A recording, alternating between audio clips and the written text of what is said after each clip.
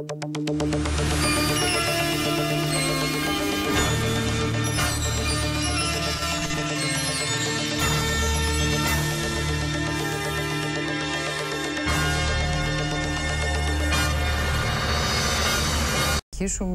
μεγάλη βαθιά ανάσα στην πραγματική οικονομία αναμένεται να έρθει μέσα από την εξόφληση των οφειλών του δημοσίου σε προμηθευτές και επιχειρήσεις.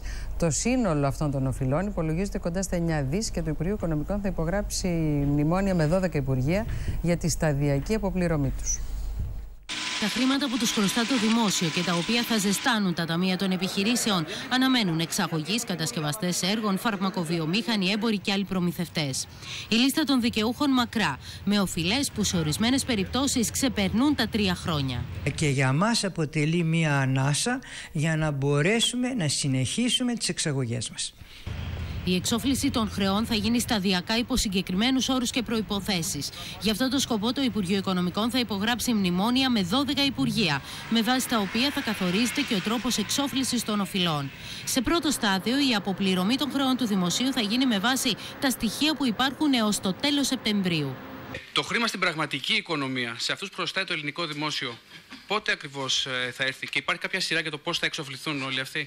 Ότι υπάρχει μια συγκεκριμένη διαδικασία που θα ακολουθείται μεταξύ των Υπουργείων. Αυτή η διαδικασία, συνεπώς, θα πρέπει να γίνει με σωστό τρόπο, με ορθολογικό τρόπο, άμεσα, έτσι ώστε στα μέσα Δεκεμβρίου να είμαστε έτοιμοι να εκταμιεύσουμε χρηματικά ποσά.